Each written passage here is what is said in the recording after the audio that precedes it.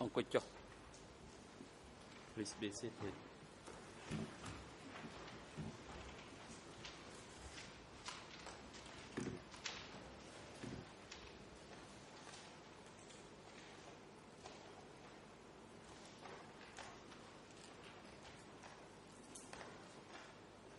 អង្គជំរាបប្រកាសបន្តកិច្ចដំណើរការនីតិវិធីសមាការហើយនៅព្រឹកនេះតាមកាលវិភាគរបស់គ្រូទុកគឺយើងធ្វើសមាការតកម្មសាក់សីព្រំស៊ូ This morning we will continue to hear the testimony of the witness who will be questioned by the defense teams. ក៏ជំរាបជូនពីគីផងដែរថាថ្ងៃនេះលោកចក្រមយុវតារា We would like to also inform the parties that the Tribunal is back on the back. Ms. Sekoboti could report the attendance of the parties and individuals to today's proceeding. សូមគោរពលោកប្រធានសម្រាប់សកម្មភាពថ្ងៃនេះគ្រប់ភាគីទាំងអស់នៃរឿងក្តីនេះមានវត្តមានលើកលែងតែលោកសុណារុនមេធាវីការពីក្តីឲ្យលោកនួនជាអវត្តមានដោយមូលហេតុបញ្ហាសុខភាពសូមកត់សម្គាល់ដោយឡែកលោកនួនជាមានវត្តមាននៅបន្ទប់ឃុំខ្លួនដែលនៅពីខាងក្រោមបន្ទប់សកម្មភាពនេះតាមសេចក្តីសម្រេចរបស់អង្គជំនុំជម្រះសាលាដំបងដោយមូលហេតុបញ្ហាសុខភាពសម្រាប់សកម្មភាពនៅព្រឹកនេះយើងបន្តស្ដាប់សក្ខីកម្មសាក់សីព្រំស៊ូឲ្យលោកមានវត្តមានរួចហើយនៅក្នុងបន្ទប់សកម្មភាពរីឯពេលរសៀលនឹងស្ដាប់សក្ខីកម្មសាក់សី TCW 84ដែលនឹងផ្ដល់សក្ខីកម្មតាមរយៈប្រព័ន្ធសោតទស្សន៍ពីប្រទេសបារាំងសាក់សីរូបនេះបានបញ្ជាក់ថាតាមសមត្ថភាពដែលគាត់អាចដឹងគឺគាត់មិនមានជាប់ចំណងញាតិលោហិតឬញាតិពន្ធជាមួយនឹងជនជាប់ចោទទាំងពីររូបឬភាគីដែលមិនដឹងរដ្ឋបវេនីណាមួយដែលត្រូវបានទទួលស្គាល់នៅក្នុងរឿងក្តីនេះទេហើយគាត់នឹងធ្វើសម្បត្តិនៅមុនពេលផ្ដល់សក្ខីកម្មចំពោះមុខអង្គជំនុំជម្រះនៅថ្ងៃនេះដែរមានដើមដឹងរដ្ឋបវេនីបំរុងមួយរូបគឺដែលមានរហស្សនាម TCCP 187 សូមអរគុណ CP 187 អរគុណជាបន្តអរសូមដល់វិទ្យាជូនទៅក្រុមមេធាវីការពីក្តីលោក Thank you. គឺសម្ផនដើម្បីមានឱកាសក្នុងការតាំង The floor is now given to Kirsampon's defense to put questions to this witness. You may proceed. Merci, Monsieur le Président. Merci, Monsieur. សូមអរគុណលោកប្រធាន Good morning. ជំរាបសួរលោកលោកស្រីចក្រមជំរាបសួរភាគីទាំងអស់ Good morning, witness. ជំរាបសួរលោកសាស្រីខ្ញុំឈ្មោះ Actor Waken ខ្ញុំជាសហមេធាវីការពីក្តីលោកខៀវសំផនខ្ញុំមានសំណួរមួយចំនួនសួរទៅកាន់លោក I'm going to try to ខ្ញុំ be ជាយាមនិយាយអំពីបញ្ហាទូទៅរហូតដល់បញ្ហាជាក់លាក់ and I don't think I'll be ក៏ too តែខ្ញុំ long. មិនសួរលោកយូរនោះទេកាលពីម្សិលមិញ when លោក you បាន were ឆ្លើយថានៅ examined, you explained that at the នៅ end ចុង of ឆ្នាំ1977 លោកបានចូលរួមនៅក្នុងកិច្ចប្រជុំមួយ attended a meeting ហើយនៅក្នុងកិច្ចប្រជុំនោះគេបានប្រកាសពីការបង្កើតភូមិភាគឧត្តរ creation of a northern zone was announced. And លោក you បានបញ្ជាក់ said ថាតំបន់ that Sector 103 103, which ដែល up ពេលនោះ until then ឯករាជ្យ was ស្វយ័តនោះ autonomous ត្រូវបានស្ថិត fell under ដាក់ឲ្យ the ក្រោមនៅ governorship ក្រោមអ of វ៉ាត the របស់ northern ភូមិ zone. ភាគឧ Is ត្តរ that the case? តែអញ្ចឹងមែនទេចម្លើយរបស់លោកកាលពីម្សិលមិញនោះ ខ្ញុំសូមគោរពលោកធានហើយសូមឆ្លើយសំណួរ Good morning, Mr. President. ដោយដែលលោកបានបញ្ជាក់នោះគឺថា103នោះក្រមពីពេលនោះមកនោះក្រម As what he has ភូមិ said, ភាគឧត្តរ Sector 103 after that became under the control of the North Zone.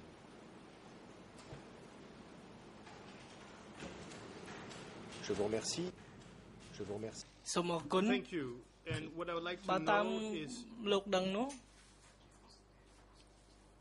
គឺថាតំបន់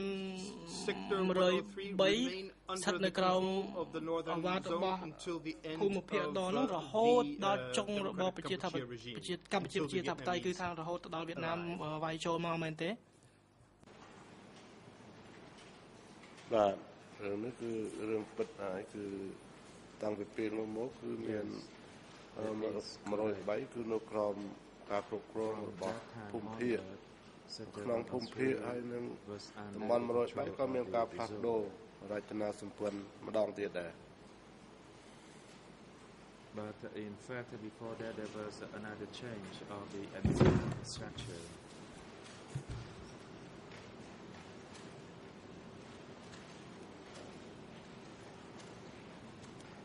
Je crois que បើខ្ញុំគិតថា I believe that ខ្ញុំស្ដាប់អ្នកបកប្រែទៅដូចជាបាត់ missed a ចំណុ part ច of the មួយ translation because I ដូច heard the គ្នាខ្ញុំ interpreter in ដូ the ច្នេះស្ដាប់ distance ទៅ and I'm វា not ឃ្លៀ sure ន that ហ្នឹង I มันបាន got the ពេញលេញទេ entire ចំពោះការបក sentence. ប្រែជាភាសាបារាំងនោះ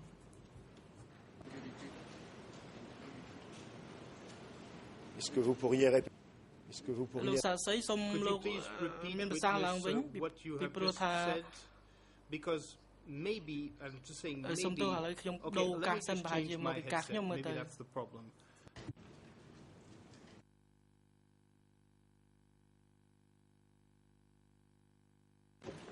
Oui, je បាទសូមអភ័យទោសលោក I សា apologize, សី witness, but ខ្ញុំត្រូវ I have to សូម put ឲ្យ the លោក question to you again. និយាយឡើងវិញនៅចម្លើយរបស់លោក ពីព្រោះថាអំបញ្ញមិញនេះខ្ញុំស្ដាប់លោកអត់បានទេពីព្រោះថាការបកប្រែនោះវាបាត់ចំណុចមួយចំនួន ខ្ញុំសូមបញ្ជាក់ថាចាប់ពីការប្រកាសភូមិភាគនឹងមក I would like to state that since after តំបន់103 គឺនៅក្រោមការគ្រប់គ្រងរបស់ភូមិភាគ Sector 103 came ក្នុង under ការ the គ្រប់គ្រង control របស់ of ភូមិ that ភាគគឺ zone. វាមានរហូតពីពេលនោះមករហូតដល់79ក៏ប៉ុន្តែក្នុងរយៈពេលនោះក៏មានការផ្លាស់ប្ដូរ It lasted តំបន់ហើយ until និងភូមិភាគម្ដងដែរ 1979. However, in between that, there was another change of the administrative structure.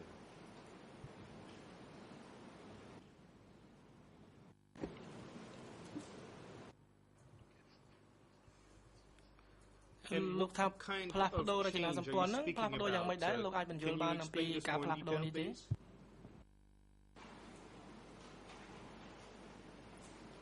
ការផ្លាស់ប្ដូរនេះគឺភូមិភាគគឺកងចាបទៅនៅគ្រប់គ្រងនោះមួយរយៈ For the ហើយបន្តទៅទៀតគឺ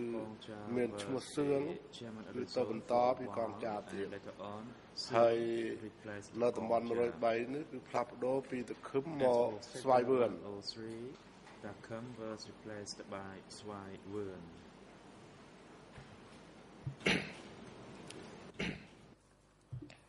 បាទសូមអរគុណ ដូច្នេះការដូរនេះគឺថាមិនមែនដូររចនាសម្ព័ន្ធទេគឺដូរមេដឹកនាំដូរថ្នាក់ដឹកនាំឬដូរតែមនុស្សទេមិនមែនដូររចនាសម្ព័ន្ធទេតែអញ្ចឹងមែនទេ បាទគឺពិតដែរបាទ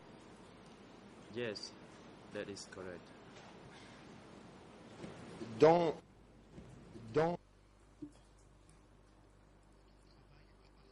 ក្នុងក្របខ័ណ្ឌការងាររបស់លោកចាប់ពីពេលបង្កើតភូមិភាគ ដល់នៅចុងឆ្នាំ1977នោះតើចំពោះលោកនោះក្នុងការងារសកម្មភាពការងាររបស់លោកតាំងពីចុង77រហូតដល់ដើម79នោះមានការផ្លាស់ប្ដូរទេឧទាហរណ៍ដូចជា For example គេបង្កើត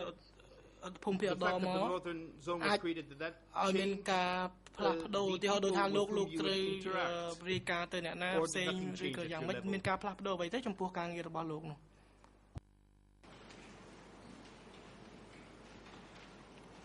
ចំពោះការងាររបស់ខ្ញុំក្រោយពីចាប់ As for my ហង personal ទៅគឺ duties, ខ្ញុំមិនមានការងារអីទៀតទេគឺ after នៅ the ពេលគូ arrest of 3នៅក្នុងព្រៃ I អត់មានរាយការណ៍អត់មានទាក់ទិនអីជាមួយ in the forest.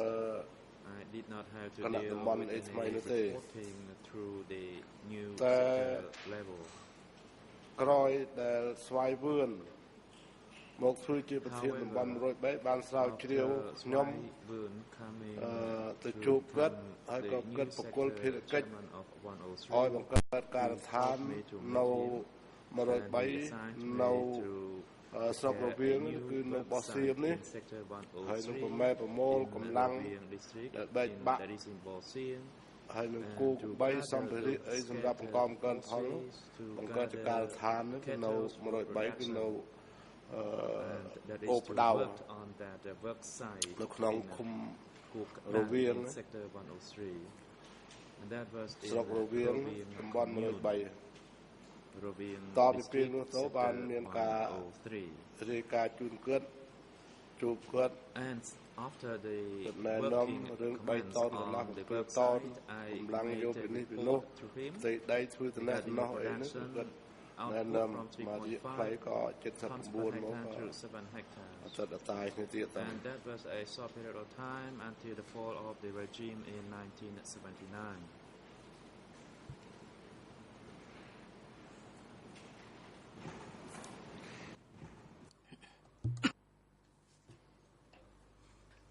Well, I would like you to speak to me a little bit about Svajvern. ជាដំបូងខ្ញុំចង់ដឹងថាតើលោកដឹងថាស្វាយវឿននឹងមានឈ្មោះអីផ្សេងទៀតទេ Do you only know him under the ទី name ហោ of ដូចថាគាត់មានឈ្មោះហៅក្រៅអីផ្សេងក្រៅពីស្វាយវឿននឹងទេ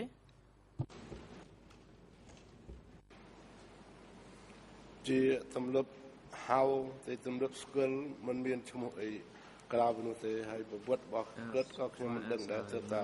ទៅនៅក្នុងតំបន់103ក៏ហៅគាត់បង្វឿនទៅ In sector 103 I always referred to him as Bong Vươn and I did not know whether he had any other name.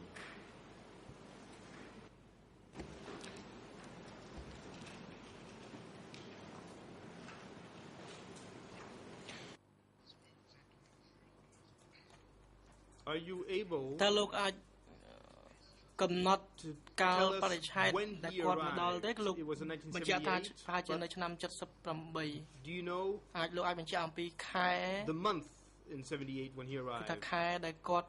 មកកាន់តំណែងជាលេខាតំបន់103នេះតើនៅថ្ងៃណាខែណាដែរលោកចាំទេ sector 103ថ្ងៃកែខ្ញុំមិនចាំដែរក៏ប៉ុន្តែខ្ញុំអាចសន្និដ្ឋានបានប្រហែលជាពាក់កណ្ដាលឆ្នាំ1978 It was likely in mid 1978.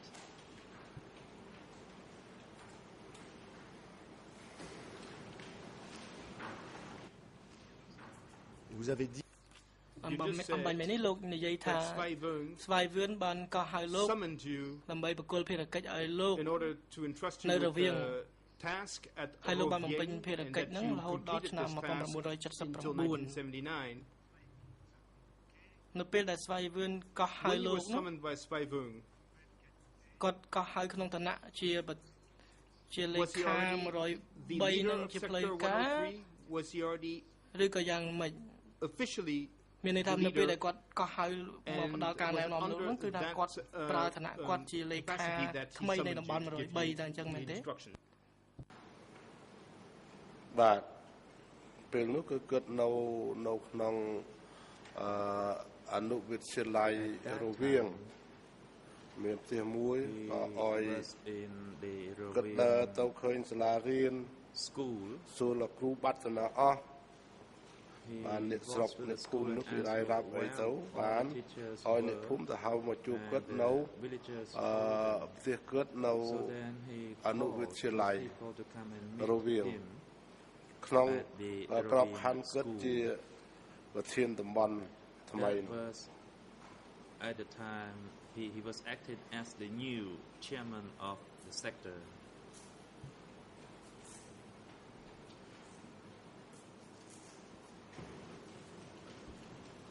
D'accord. បាទសូមអរគុណ Fine. ដូច្នេះគឺថានៅពាក់កណ្ដាលឆ្នាំ1978លោកបានចូលរួមនៅក្នុងកិច្ចប្រជុំមួយជាមួយលោកស្វាយវឿនក្នុងឋានៈលោកជាអតីតគ្រូហើយក្នុងពេលប្រជុំនោះ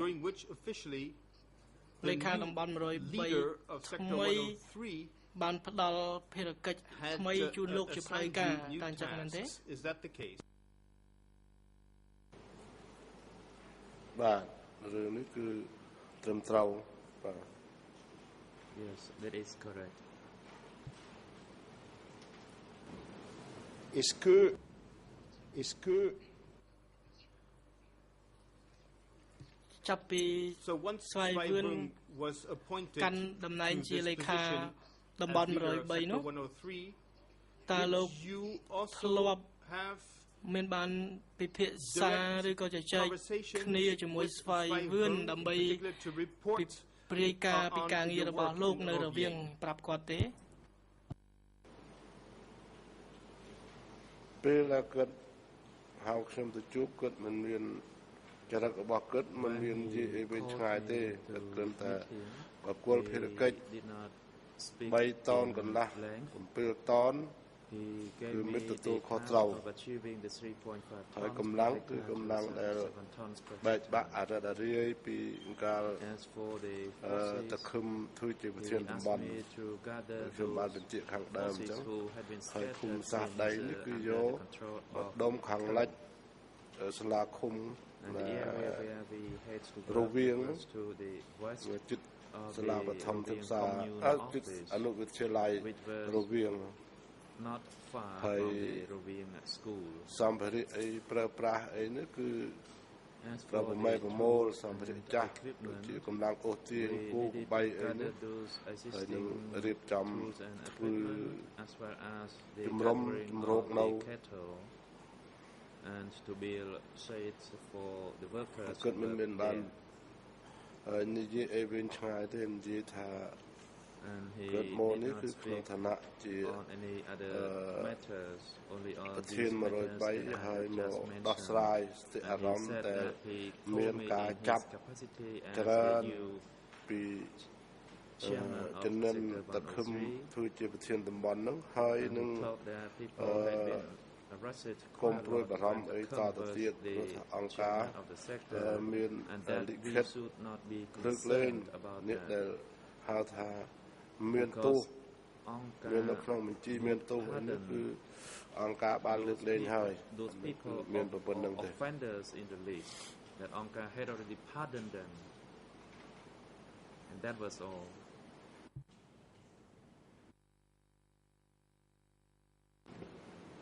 Et ensuite,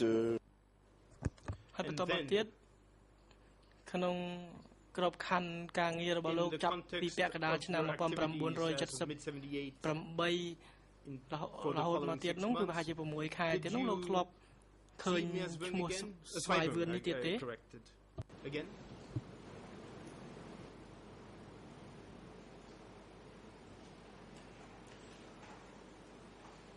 គឺ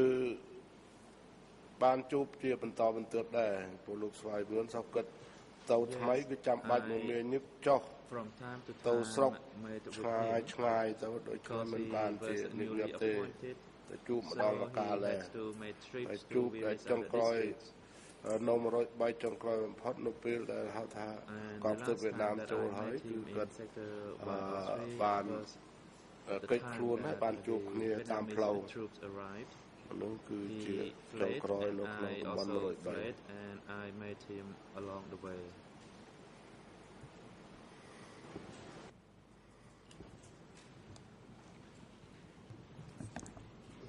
នៅក្នុងចំណោយរបស់លោក said មុន in នេះ your លោក previous answer ឆ្លើយថាស្វ័យវឿន that Svai Vung had បាននិយាយ spoken to you ប្រាប់លោកអំពីការចាប់ខ្លួន about the ជាច្រើននៅ numerous ក្នុងតំបន់ arrests 103 that had occurred in ក្រោមការ Sector គ្រប់គ្រងរបស់ 103 under the Khum. leadership of Khum, and ហើយ you គាត់ said ប្រាប់ថាកុំឲ្យ that ព្រួយ he told បា you រម្ភ that ហើយ you shouldn't be អង្គការ worried នឹង about អ this នុគ្រោះដល់អ្នក because ទាំងអស់ Angkar នោះ would អ្នកដែល forgive គេ them. ចាប់ខ្លួននោះ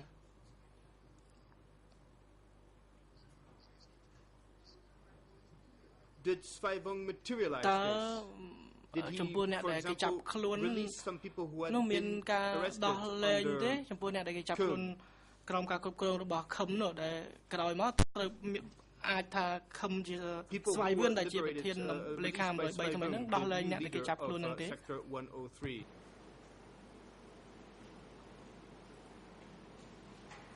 បញ្ហានេះខ្ញុំ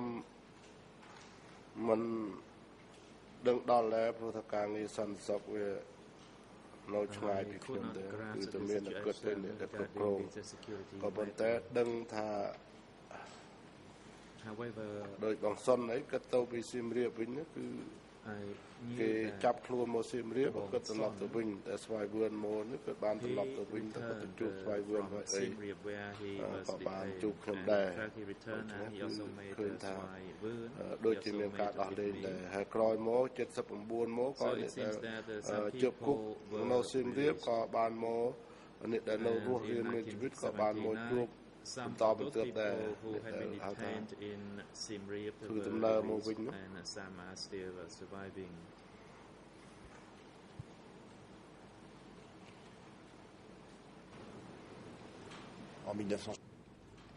នៅឆ្នាំ79គឺមានន័យថាក្រោយវៀតណាមចូលមកហើយឬក៏ដោះលែងមុនពេលវៀតណាមចូលមកហើយដោយបងសុនគឺខ្ញុំបានជួបគាត់គឺនៅពេលដែលវៀតណាមចូលបងសុនហើយអ្នកផ្សេងទៀតនោះដែលបានជួបនោះគឺក្រោយដែលវៀតណាមចូលមក for other people I met them only after the Vietnamese troops had already arrived.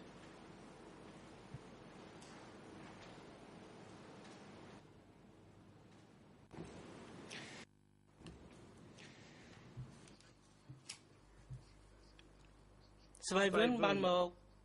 bắt đầu sẽ khai cam nơi khung sao na cả ní.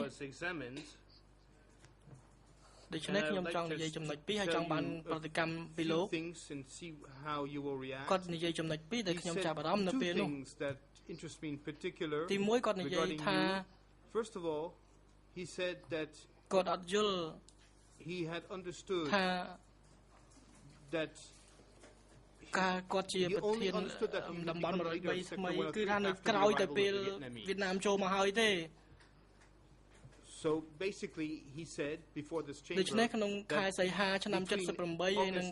ដើមឆ្នាំ79ហ្នឹងគាត់ធ្វើការនៅក្នុងតំបន់103ក៏តែគាត់ដឹងថាគាត់មានតួនាទីអីពិតប្រាកដទេគឺថាតតែក្រោយពីប្រាជ័យរបស់ខ្មែរក្រហមចំពោះមុខវៀតណាមទេបានគាត់យល់ថាពេលនោះគាត់ជាលេខាឬក៏ជាប្រធានតំបន់103នោះតើចម្លើយរបស់លោកនោះគឺថាវាត្រឹមចម្លើយរបស់គាត់នោះវាបើតាមលោកយល់ថាត្រឹមត្រូវទេគាត់ថាគាត់មិនមែនជាមេដឹកនាំនៅពេលនោះទេនោះ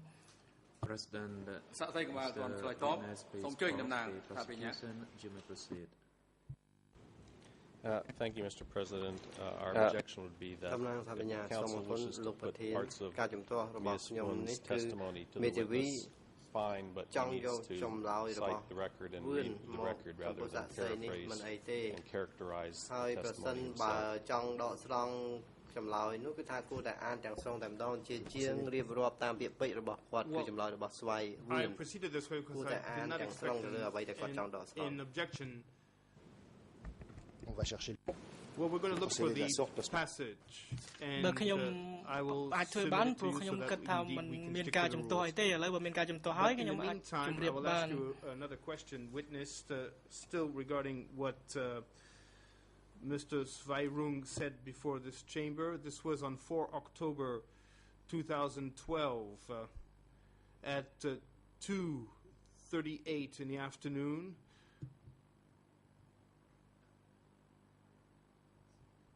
It is index E1/130.1, and Svairung stated that he had never spoken to you.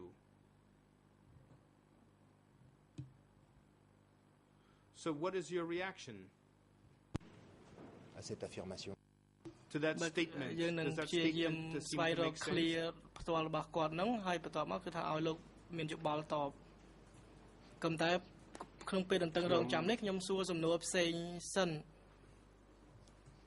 គឺនៅតែពាក់ព័ន្ធនឹងចម្លើយរបស់ស្វ័យវឿននៅក្នុងសវនាការនេះដដែលគឺនៅថ្ងៃទី4ខែតុលាឆ្នាំ2012 because at that time there was no written document or any camera for me to take a photograph but I only speak of the truth. I indeed met with him under his house. លោកស្វ័យវឿនគាត់ឆ្លើយថាគាត់មិនដែលនិយាយជាមួយលោកទេ the production of the 3.5 tons per hectare ដូច្នេះតើលោកមានចម្លើយតបអ្វីទៅនឹងចម្លើយរបស់គាត់ដែលគាត់ថាគាត់មិនដែលបាននិយាយជាមួយលោកនោះទេនោះ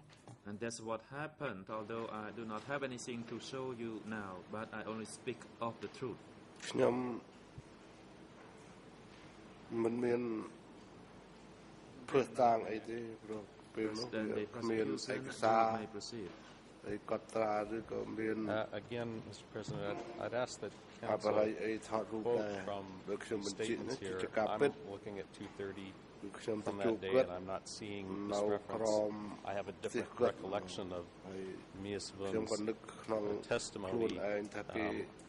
I recall him 3 តន indicating កន្លះ that he did 7 តន meet នេះមនុស្សលំបាក Mr. Krumsu. បានឈប់បានឈប់ Shouldn't ហើយ be គាត់និយាយ relying ខ្លី on អញ្ចឹង our recollections. He should be reading testimony, quoting testimony from the record, if he wishes to put that to this មិន witness. ពិតទេគឺខ្ញុំនិយាយតែការពិតហ្នឹង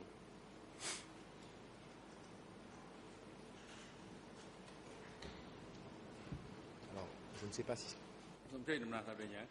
Very well. You just stated, Mr. Co-Prosecutor, the passage from 14:30. However, I'm referring to the passage that is recorded at 2:38 p.m. So perhaps, Mr. Co-Prosecutor, that will enable you to identify the specific excerpt. Response to the question on line 22 of the English transcript is as follows. Yes, I know this person, but I did not speak to him. This is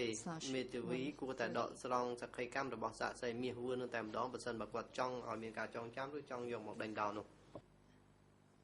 At the time, the witness was asked not បើខ្ញុំមិនដឹងថាប្រហែលជាបញ្ហាបកប្រែឬក៏យ៉ាងណាក៏ប៉ុន្តែលោកថាគឺថាពេលនោះគឺថាម៉ោង 14:30 ចំពោះ clear ដែរខ្ញុំអាននោះក៏ប៉ុន្តែអ្វីដែលខ្ញុំអានមិញហ្នឹងគឺថានៅម៉ោង 14:38 នាទី 20 វិនាទីដូច្នេះប្រហែលជាខ្ញុំប្រាប់នេះអាចឲ្យលោករកឃើញហើយនៅចំណុចដែលខ្ញុំអានបាញ់មិញនោះ La réponse qui ហើយចម្លើយរបស់លោកមាសវឿននៅពេលនោះគឺថានៅបន្ទាត់ទី 6 ជាភាសាបារាំងថាគាត់ឆ្លើយថាបាទខ្ញុំស្គាល់គាត់ក៏ប៉ុន្តែខ្ញុំអត់បានសាកសួរគាត់ទេ Mr. Miasbun was never asked about contacts with this witness during the Cambodia period. He was shown a document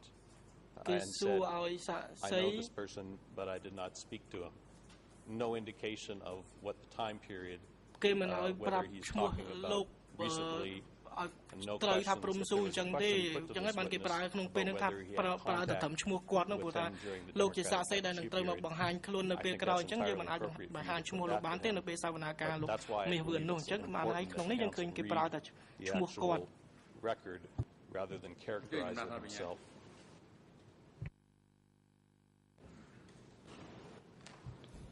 តំណាងសាភិញ្ញាសូមអរគុណដែលបានយោងទៅចំណុចនេះហើយមូលហេតុសំខាន់ដែលថាហេតុអ្វីបានជាលោកពិនិត្យមើលសេចក្តីដកស្រង់ដែលថាមិនដែលមានសំណួរទៅលោកមាសវឿនអំពីតំណែងតំណងក្នុងសម័យកម្ពុជាប្រជាធិបតេយ្យក៏យើងបានបញ្ជូនឯកសារនឹងទៅគាត់ខ្ញុំគាត់និយាយថាខ្ញុំស្គាល់គាត់ប៉ុន្តែខ្ញុំមិនដែលនិយាយទៅគាត់ទេมันមានការចង្អុលបង្ហាញពីពេលវេលាទីកន្លែងហើយมันមានសំណួរសួរទៅសាក្សីនេះថាតើគាត់មានតំណែងតំណងជាមួយគាត់នោះនៅក្នុងសម័យកម្ពុជាប្រជាធិបតេយ្យទេហើយខ្ញុំយល់ថាជាការសមស្របបើសិនជាលោកសួរទៅគាត់បែបនេះប៉ុន្តែមិនសមស្របទេបើសិនបើមេធាវីអាន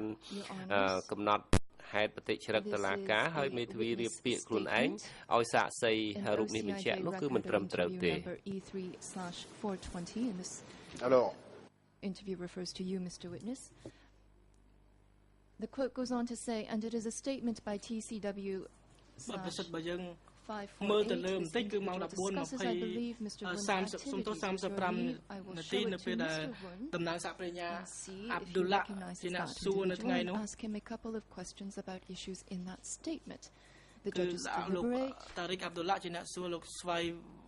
វឿន in order to consider Mr. Abdullah. ហើយមានការសួរជាបន្តបន្ទាប់ខ្ញុំសូមអាន The witness is reminded that he must not ខ្ញុំចង់បង្ហាញឯកសារមួយទៀតជូនលោក the person in question នេះជាសម្ដីរបស់សហប្រញ្ញាលោក prosecutor លោកស្រីចៅក្រមគឺកំណត់ហេតុស្ដាប់ចម្លើយសាក្សី Following that,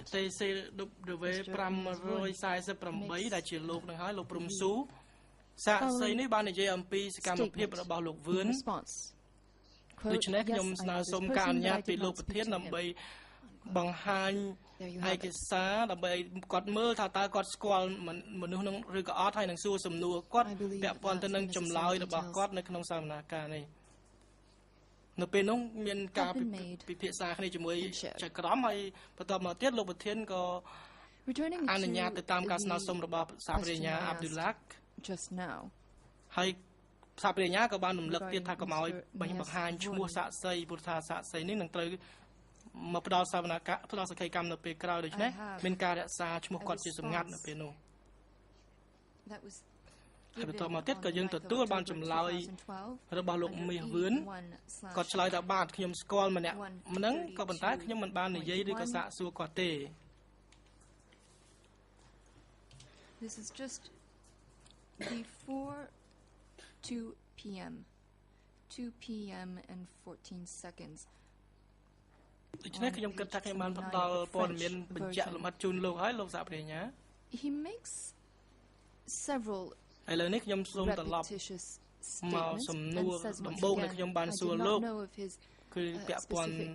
duties I only learned នឹងលោកស្វ័យវឿនឬក៏មាសវឿននេះដដែល invaded Cambodia ខ្ញុំមានឯកសារយោងហើយឥឡូវនេះ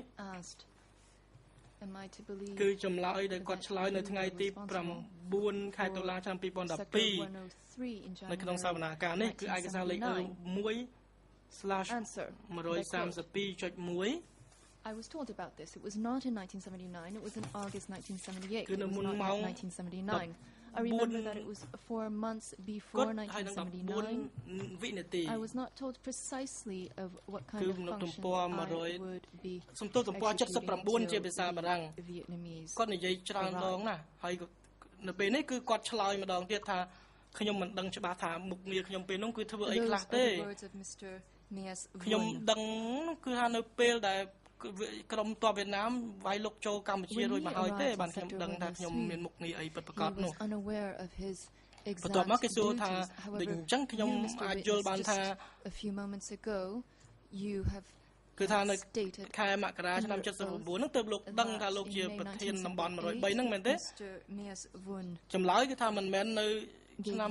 79ទេខ្ញុំចូលកាន់តំណែងគឺនៅខែសីហាឆ្នាំ78ខ្ញុំចាំថាគឺ4ខែមុនឆ្នាំ79ពេលនោះគេអត់មានប្រាប់ខ្ញុំឲ្យបញ្ជាក់ឲ្យច្បាស់ថាខ្ញុំធ្វើអីខ្លះទេការងារខ្ញុំនោះតតែក្រោយវៀតណាមចូលមកហើយទេបានខ្ញុំដឹងថាខ្ញុំមានតួនាទីជាប្រធានឬក៏ជាលេខាតំបន់103នោះនេះជាចម្លើយរបស់លោកស្វ័យវឿននៅក្នុងតុលាការនេះគឺថាគាត់មិនដឹងអ្វីទាំងអស់ថានៅពេលដែលគាត់មកដល់តំបន់103ហ្នឹងគាត់មិនដឹងថាមុខងារគាត់ពិតប្រាកដគាត់ធ្វើអីនោះទេក៏ប៉ុន្តែលោកនេះប្រហែលនាទីមុននេះលោកបានឆ្លើយយ៉ាងច្បាស់ថា I don't understand គឺថានៅពាក់កណ្ដាលឆ្នាំ78ស្វ័យវឿនបានហៅលោកមកជួបហើយគាត់បានផ្ដល់ការណែនាំឲ្យលោកទៅធ្វើការនៅរវាងគឺថាឲ្យផលិតស្រូវបង្កបង្កើនផលស្រូវឲ្យបានច្រើនហើយគាត់បានផ្ដល់បញ្ជាឲ្យលោកនេះគឺថាក្នុងឋានៈគាត់ជាប្រធានថ្មីរបស់តំបន់103ដូច្នេះចម្លើយលោកនិងចម្លើយរបស់គាត់នឹងវាប្រច្រាស់គ្នាវាផ្ទុយគ្នាដូច្នេះខ្ញុំចង់ឲ្យលោកឆ្លើយបញ្ជាក់អំពីចំណុចខុសគ្នារវាងចម្លើយរបស់លោកនិងចម្លើយរបស់គាត់នោះ and to my understanding no position was vacant at all during that period of time. So it is our belief that Swai Wuen would be the successor of Kim in Sector 103, although there was no such announcement that he was holding the position, but we saw him oversee ឬការចាត់តាំងឬការអីនេះគឺខ្ញុំមិនបានដឹងទេខាងមជ្ឈមអីចាត់តាំងមួយយ៉ាងម៉េចយ៉ាងម៉េចប៉ុន្តែតាមដែលខ្ញុំយល់គឺមិនមានការទុកឲ្យចន្លោះ ទំនេរទេក្នុងពេលដែលបាត់ឈ្មោះឃឹមនេះទៅដូច្នេះគឺសន្មតប្រជាជនទាំងអស់នៅក្នុង103សន្មតថាស្វាយវឿននេះជាប្រធានតំបន់ថ្មីហើយក៏មិនមាននរណាមកប្រកាសដែរដូច្នេះគាត់ទៅនឹងក៏ Je vais juste vous demander une clarification. តាមដឹងក៏ឃើញថាខាងមជ្ឈិមហៅគាត់ទៅអង្គភាពចាស់របស់គាត់ទៅបកគលភេទកិច្ចនឹងឲ្យចុះទៅ103ក៏ប៉ុន្តែអត់មានមកខាងមជ្ឈិមអត់មានមកហៅប្រកាសឬក៏ភូមិភាគអត់មានហៅប្រកាសអីនៅក្នុង103ឬក៏ប្រកាសក៏មិនដឹងទេខ្ញុំអត់ដឹងដែរគឺហៅខ្ញុំទៅជួបប៉ុណ្ណឹងដូច្នេះរឿងនេះជាការពិតរបស់ខ្ញុំរីឯការដែលចម្លើយរបស់គាត់យ៉ាងម៉េចខ្ញុំអត់សូវយល់ដែរ Response I just said that regarding Swaiwen who came to work at sector 103 there was no official announcement that Swaiwen was installed as the secretary of sector 103 nonetheless everyone in sector 103 knew that it was Swaiwen who was the secretary of sector 103 and that he was the successor of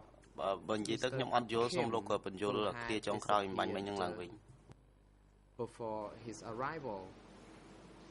and my understanding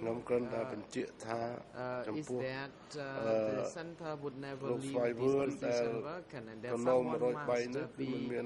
in place to oversee the sector when another person gone.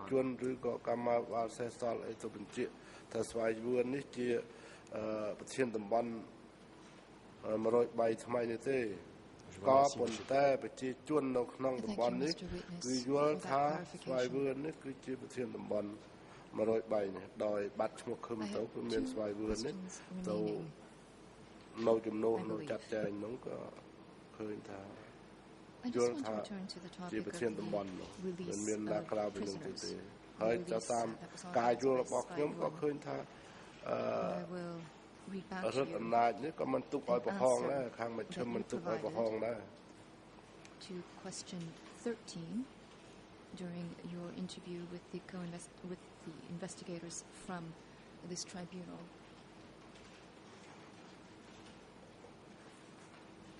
It is under E3/420.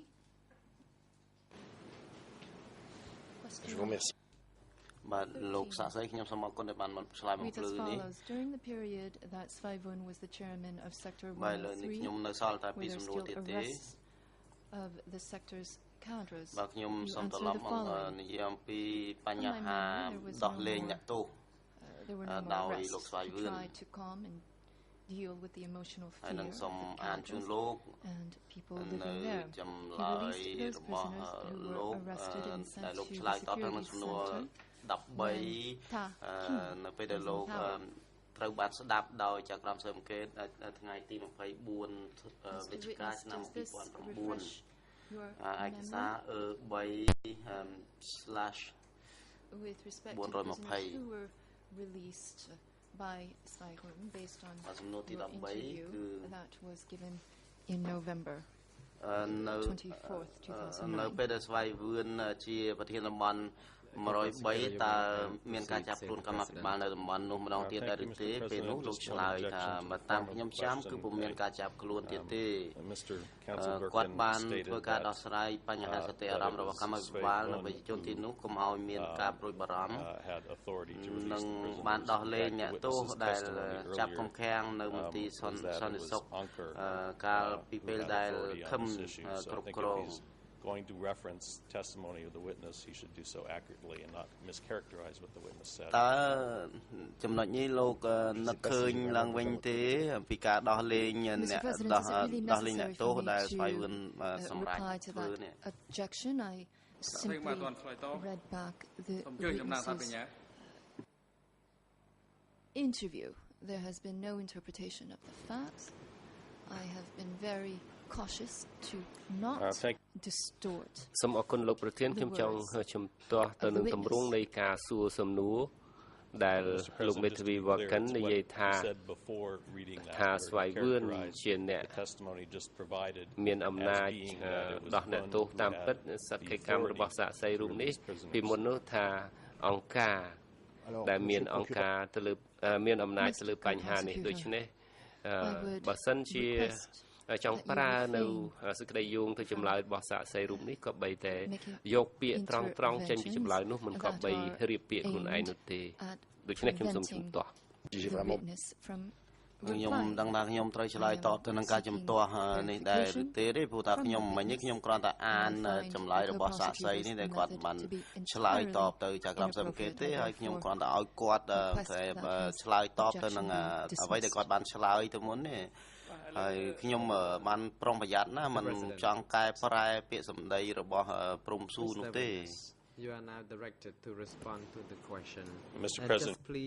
សាភិញ្ញាលោកប្រធានអ្វីដែលគាត់និយាយខាងដើមនោះគឺថាគាត់បានរៀបពាក្យសក្ខីកម្មដែលបានផ្ដល់ដោយសាក្សីដែលថាមាសវឿនជាអ្នកមានអំណាចប៉ុន្តែតាមពិតគាត់និយាយពីមុននោះថាអង្គការទេមិនមែនថាមាសវឿនទេបាទលោកសាភិញ្ញាខ្ញុំសូមឲ្យលោកបញ្ឈប់ការអន្តរាគមន៍ដែលក្នុងបំណងនាំមុខសាក្សីឲ្យនិយាយឲ្យឆ្លើយអញ្ចឹងលោកមិនអាចឆ្លៀតឱកាសយកចំណេញឬក៏ជំរុញឲ្យសាក្សីឆ្លើយអ្វីដែលលោកចង់បាននោះទេដូច្នេះខ្ញុំសូមឲ្យការបដិសេធរបស់លោកនឹងសូមឲ្យជំទាស់ដកការបដិសេធលោកចេញYou won't be surprised, or perhaps so, is that what interests me is the group of prisoners who were released before the arrival of the Vietnamese. You just referred to the last group of prisoners. So that would infer that there were some groups who were released prior to the arrival of the Vietnamese. Is that correct? Response. As I already stated earlier on, I do not fully grasp this, and it was up to people in authority who had the decision to make. But I met a person by the name of Pon who was released prior to the arrival of the Vietnamese, and I asked him, rather he asked me where I had been, and I said I was herding cattle in the forest. And he also said that when the Vietnamese approached Pre Vihear province, Svai Vuon and other people were on the run, and the person who oversaw the prison had to release all the prisoners.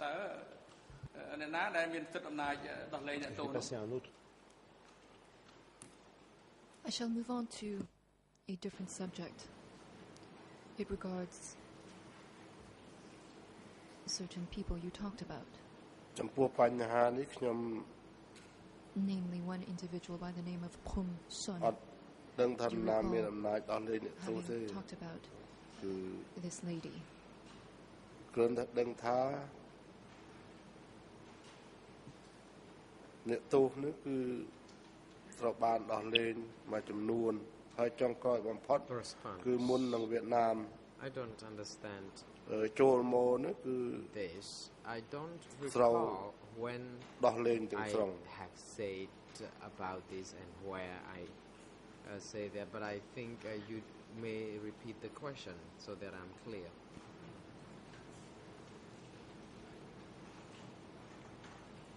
Je vais la répéter. Yes, I will try to be more ក៏ប៉ុន្តែអ្វីដែលខ្ញុំចាប់អារម្មណ៍ចង់បាននោះគឺថាមិនថាការដែលអ្នកទោសត្រូវបានដោះលែងប្រកបដោយពេលវៀតណាមចូលមុននោះទេខ្ញុំចង់ដឹងពេលដែលថាមុនវៀតណាមចូលមកដល់ថាពួកគាត់ត្រូវបានគេដោះលែងថាមានអ្នកខ្លះគេត្រូវដោះលែងមុនវៀតណាមចូលតែអញ្ចឹងមែនទេមានអ្នកទោសខ្លះដែលត្រូវបានដោះលែងមុនវៀតណាមចូល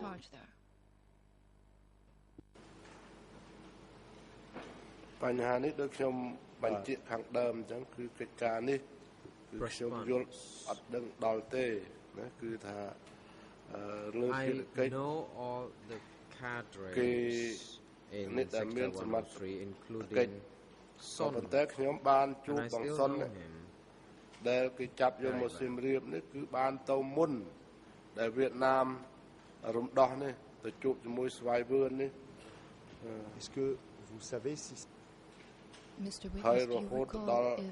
ថាខ្ញុំមិនឯងចូលព្រៃខ្ញុំថាចូលព្រៃអីខ្ញុំធ្វើគូធ្វើកបីហើយនឹងទី1ទី2ទៀតដល់វៀតណាមហៅថាចូលមកដល់ក្នុងខេត្តព្រៃវិហារដូចជានៅឬឆែបឬក៏នៅថ្នាក់បរិវត្តអីដឹងតែចូលមកហើយគឺមានការកិច្ចខ្លួនរបស់ស្វាយវឿនដល់អីនេះបានអ្នកដែលគ្រប់គ្រងគុកនោះគឺដោះលែងទាំងស្រុងដោះលែង She became a member of Sector 103. She was in charge of women group. However, the immediate or the actual chairperson was the person by the name Yit.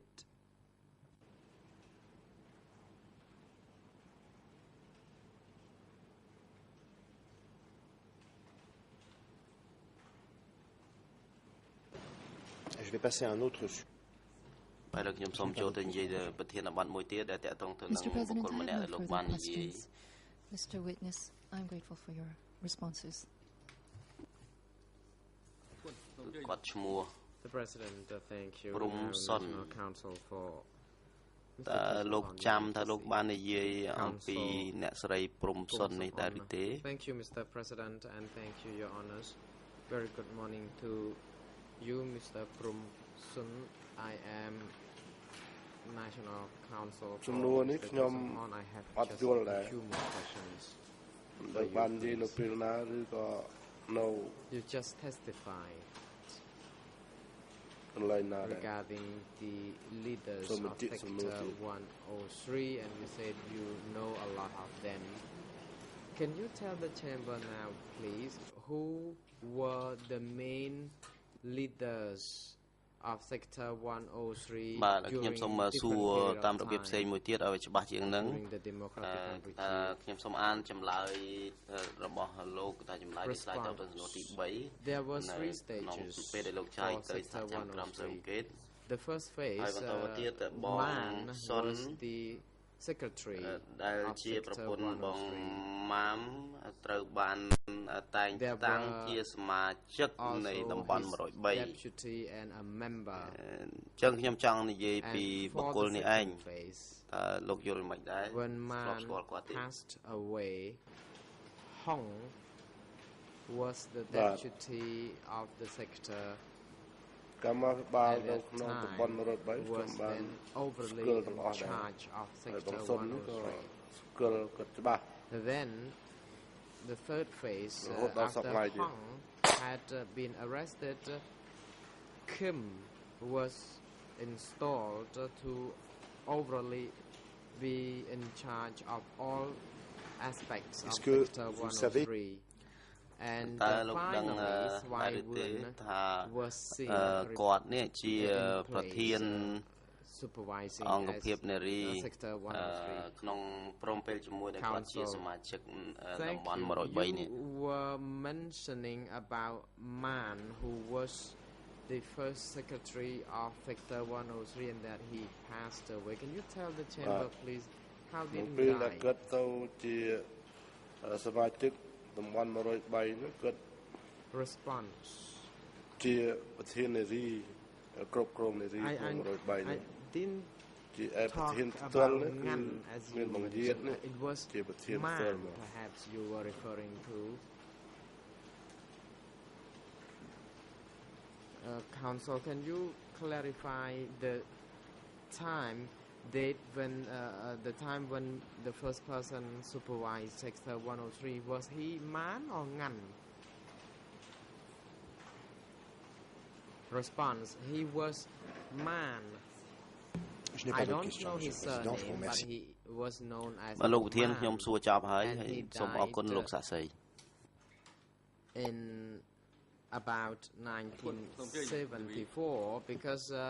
he was still alive when I was injured and went to the hospital. And he paid a visit to me at the hospital, but he died during a grenade incident. Counsel, thank you. So, in 1974,បានឆ្លើយអំបញ្ញមិញតាក់ទងទៅនឹងថ្នាក់ដឹកនាំនៅតំបន់103លោកបានបញ្ជាក់ថាលោកបានស្គាល់ច្រើនលោកអាចបញ្ជាក់ឈ្មោះជាលក្ខណៈអ្នកណាជាអ្នកដឹកនាំសំខាន់ជាងគេនៅក្នុងតំបន់103ទេឬបើលោកអាចបែងចែកពីពេលវេលាបានពីដំណាក់កាលមួយទៅដំណាក់កាលមួយបានសូមលោកអញ្ជើញរៀបរាប់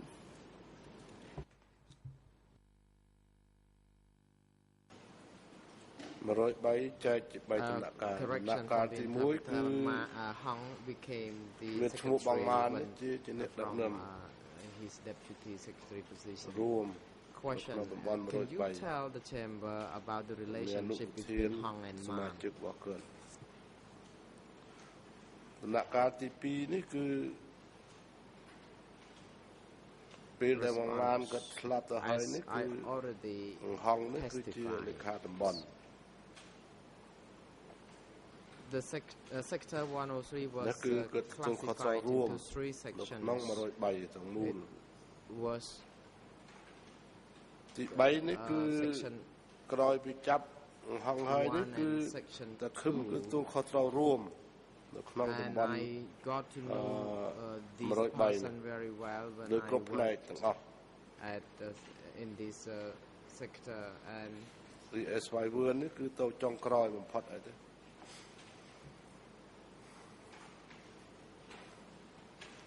I got to know បាទសូមអរគុណលោកបញ្ជាក់ពីឈ្មោះងាន់ជាលេខាតំបន់103មុនគេ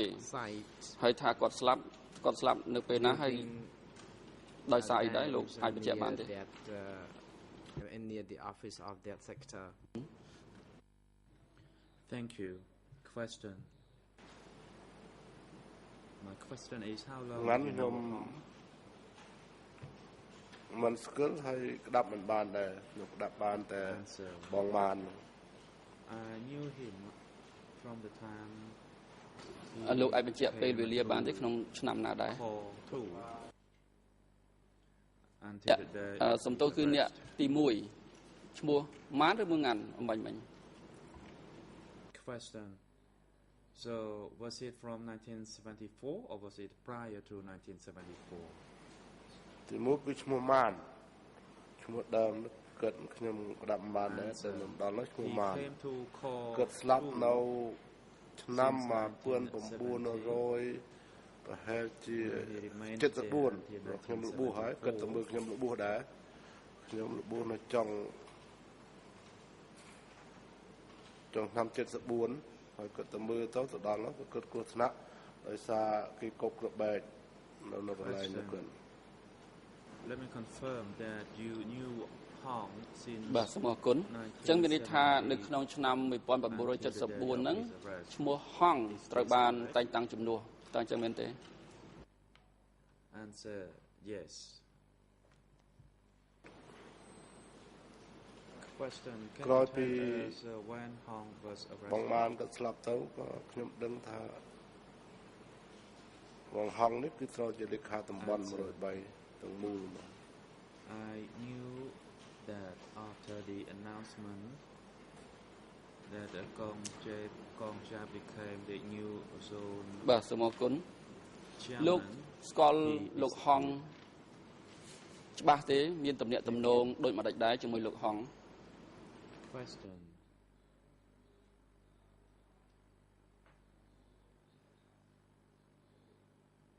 What was your relationship to Hong? Was it in his capacity as his supervisor, or was he your friend? ខ្ញុំឆ្លើយខាងដើមមុនដែរបានស្គាល់គិតនៅប្រតំបន់នេះចែកជា3ផ្នែកផ្នែកក1គឺបង្ហាញទូលខុសត្រូវផ្នែកខ2គឺបង្ហោះទូលខុសត្រូវដូចនេះខ្ញុំនៅក្នុងខ2នេះដូច្នេះរឿងការងារអីទាំងអស់នេះគឺគិតបានស្គាល់គិតច្បាស់ And when I became the party member, he was the one who inducted me. Thank you. Question.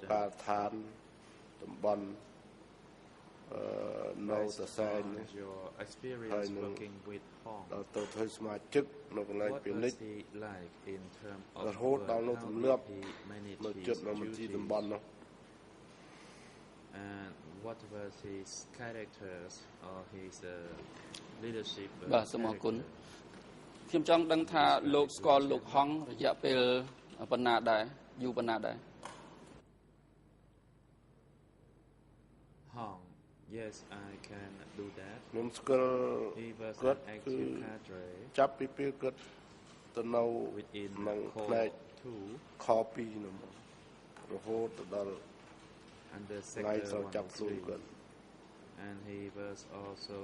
popular amongst the cadre. ចឹងពីឆ្នាំ1974មកឬក៏មុនហ្នឹង within the area under his supervision. But when it came through the accusation that he was part of a treacherous គាត់ទៅនៅក្នុងផ្នែកខ2នេះគឺ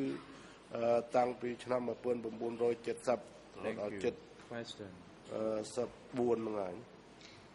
You said you knew that he was an active cadre. Can you describe briefly regarding the work that he did in Sector 103? បាទសូមអរគុណចឹងខ្ញុំសូមបញ្ជាក់ឡើងវិញគឺលោកស្គាល់លោកហងតាំងពីឆ្នាំ1970រហូតដល់ពេលចាប់ខ្លួនចឹងត្រឹមត្រូវទេ He saw the difficulty of the condition during the war with the American with the United States លោកអាចបញ្ជាក់ពីការចាប់ខ្លួននៅពេលណាបានទេចាប់ខ្លួនលោកហង the living condition of the people for instance by providing salt to the people ខ្ញុំ and number 2 ដឹងថាក្រោយពេលដែលការកងចាប់ទីកងចាប់នេះជាប្រធានភូមិភាគថ្មីនេះគឺក្រោយពេលនោះទៅបាត់ water issue as the area we lived in was highland area so he managed to build លោកមានទំនាក់ទំនងជាមួយលោកហងជាលក្ខណៈជាមេជាប្រធានរបស់លោកឬមួយក៏លោកស្គាល់ជាអាចថាជាមិត្តភក្តិរបស់លោកបានដែរ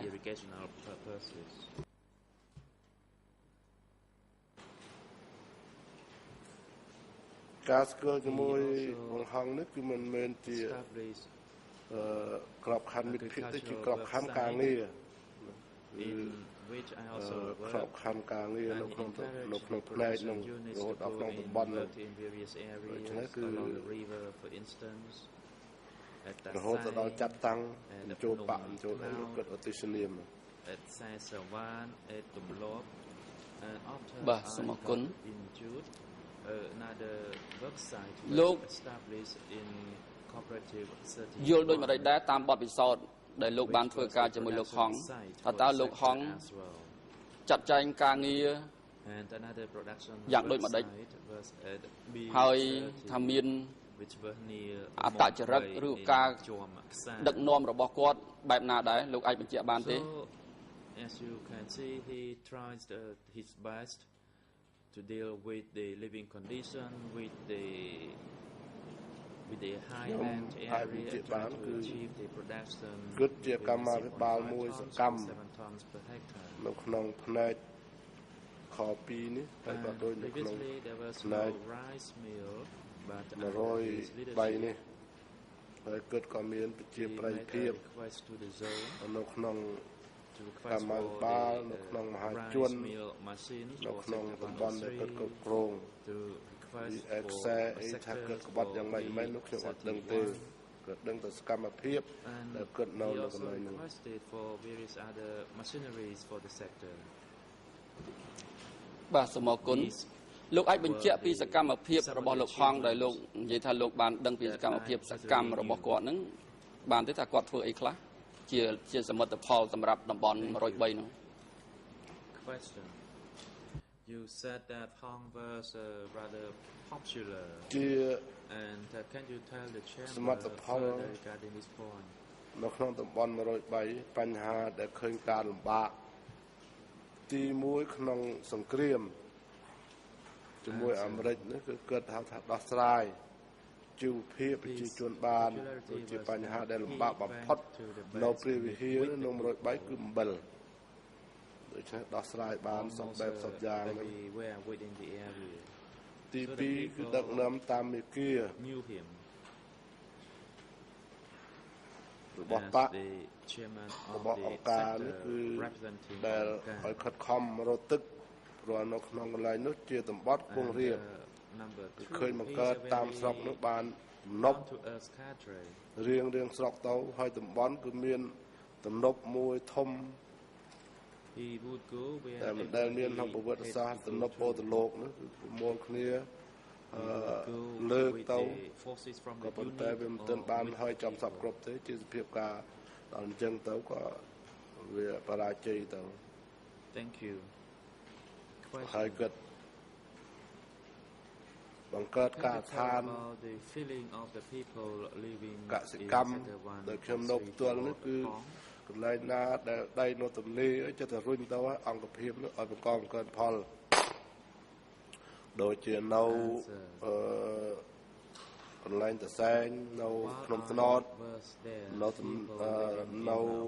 ស្រែសវ៉ាននៅទន្លឹមរហូតដល់ខ្ញុំរបួសហើយនេះគឺជាមួយនឹង106នេះបង្កើតការឋានមួយនៅហាប31នៅលំជើងស្ពាននេះគឺជាកន្លែងបង្កើនផលរបស់តំបន់ហើយនឹងកន្លែងបង្កើនផលមួយទៀតនេះគឺប30នេះគឺនៅជិតមុំ3បង្កើតចំខ្សានដូច្នេះឃើញបញ្ហាដែលគិតខំប្រឹងប្រែងនេះគឺការដែលហៅថានៅកន្លែងនេះជនបទហើយកំពុងរៀបមិនពិបាកដល់ក្នុងការសម្រេច3តោនកន្លះ7តោននេះគឺខំដែរសមាជិកផលបញ្ហាមួយទៀតនេះគឺពីមុនមិនមានរោងម៉ាស៊ីនកិនស្រោរោងអីទេតែក្នុងការដឹកនាំរបស់គាត់នឹងអោយដើរសុំគេសុំឯងនៅភូមិភាគនេះគឺសុំតាំងពីម៉ាស៊ីនស្រោដាក់នៅ103នោះសុំតាំងពីត្រាក់ទ័រទៅដាក់នៅប31នេះដូច្នេះគឺមានរហូតដល់ម៉ាស៊ីនកលឹងនៅរវាងនេះគឺកលឹងបាន good because certain areas were kind of lowland that the water could be retained for rice production. And in Tumlok, the area was quite low and មិញលោកបានលើកពីប្រជាប្រិយភាពរបស់លោកហងដែរអញ្ចឹងលោកអាចបញ្ជាក់បន្ថែមបន្តិចបានទេថាប្រជាប្រិយភាពរបស់លោកហងហ្នឹងយ៉ាងដូចម្ដេច At the base of the mountain, the area was quite extensive. That is in comparison to the highland area, but if you compare this kind of land to the real lowland area, it is still pretty small. However, precision farming could be done in the area.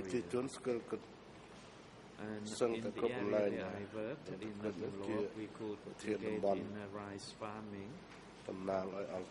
That is in a Chnoon commune. Here I refer to the dry season rice farming.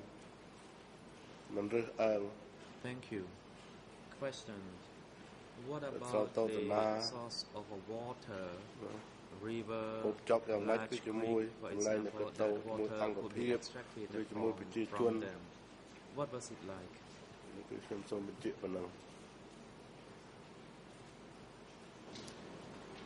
បាទសូមអរគុណលោកអាចបញ្ជាក់បន្ថែមពីទឹកចិត្តរបស់ប្រជាជនដែលនៅក្នុងតំបន់103ចំពោះលោកហងបានទេ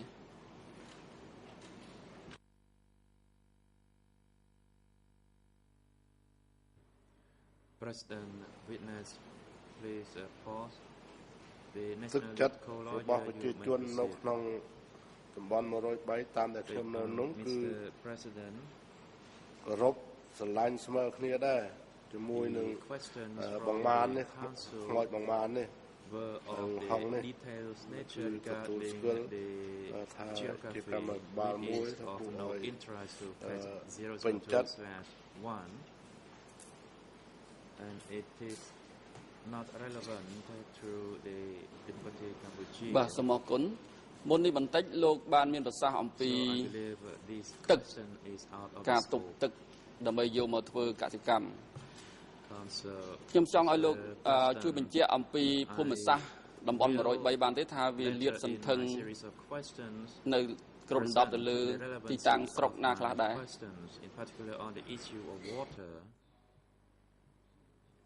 which was managed at the time by the chief of the sector and the បញ្ហាភូមិសាស្ត្រដោយខ្ញុំបានបញ្ជាក់ខាងដើមមកដូចជាគងរៀបមិនមានវាលស្រែអីធំរវើងទេក៏ប៉ុន្តែហៅថាវាជាលក្ខណៈអំណោយផលមួយដែរនៅក្នុងវាលទំនៀមល្មមបាត់ទំនប់ទៅដើម្បីចែកចាយវាទំនប់ធំជាងគេបំផុតគឺនៅភូមិខ្វាំងនេះនៅពោធិ៍លោកនេះដែលមានអាវាលខាងក្រោមច្រើនគួរសមដែរហើយមានប្រជាជនច្រើនបានបាត់ទំនប់នោះទៅដើម្បីចែកចាយទៅឃុំខ្វាំងនៅផងទៅឃុំរវៀងនៅផងហើយវាធំហើយនឹងស្រុកលេនក៏មានហៅថាវាជើងភ្នំនោះធំប្រៀបធៀបនឹងតំបន់ខ្ពង់រាបនោះគឺវាធំក៏ប៉ុន្តែបើប្រៀបធៀបនឹងគឺវារៀបនោះគឺមិនមានធំទេដូច្នេះមានទំនប់បាត់គឺស្រែបាននៅភូមិស្នូភូមិអីនេះគឺបានគឺស្រែប្រាំងបានហើយដោយនៅខ្វាំងនេះនៅកន្លែងតំបន់នេះទម្លាប់នេះគឺស្រែបានកន្លែងដែលខ្ញុំនៅការដ្ឋាននេះគឺទំនប់there was a lowland area behind the temple ទឹកក្រហមនៅក្នុងឃុំឈ្នួននេះ there was a website ទៅស្រែប្រាំងបាន actually dry season farming was done there since 1972 1973 បាទសូមអរគុណចុះពីប្រភពទឹកវិញឧទាហរណ៍ដូចជាស្ទឹងឬក៏អូព្រែកបឹងធំដែលអាចទាញយកទឹកបាននោះមានស្ថានភាពមិនដែរនៅក្នុងភូមិសាស្ត្រតំបន់103នេះ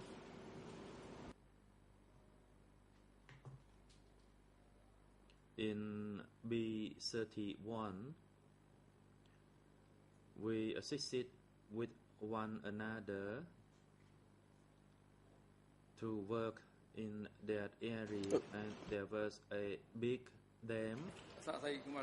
is still assisting today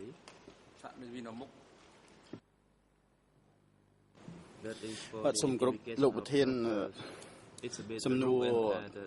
នេះជាសំណួរដែលនិយាយអំពីលក្ខណៈលំអិតមែនទែនពាក់ព័ន្ធទៅនឹង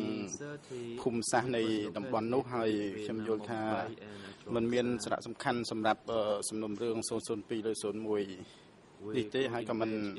មានអ្វីពាក់ព័ន្ធជាពិសេសពាក់ព័ន្ធទៅនឹងរចនាសម្ព័ន្ធឬក៏ប្រព័ន្ធទំនាក់ទំនងអ្វីដែរដូច្នេះសំណួរនេះហាក់ដូចជាมันមានអ្វីពាក់ព័ន្ធទេសូមអរគុណលោកប្រធាន smaller dams លោកប្រធានខ្ញុំនឹងជម្រាបជូនក្រុមប្រឹក្សាជំនុំជម្រះនឹងអង្គសមាការអំពីភាពពាក់ព័ន្ធនេះបន្តិចទៀតលោកសាក់សីគាត់ឆ្លើយហើយនឹងបានជ្រាបពីព្រោះវាមានឯកសារដែលបញ្ជាក់អំពីបញ្ហាទឹកដែលធ្វើឡើងដោយប្រធានតំបន់ប្រធានភូមិភាគពិសេសនៅទីនោះអញ្ចឹងបន្តិចទៀតខ្ញុំនឹងបង្ហាញជូនហើយសាក់សីនឹងបញ្ជាក់ជូនពីបញ្ហានេះអ្វីដែលយើងចង់ដឹងគឺធ្វើការប្រៀបធៀបអំពីឯកសារដែលមាននៅក្នុងសំណុំរឿងនេះបាទសូមឲ្យសាក់សីឆ្លើយលោកធាន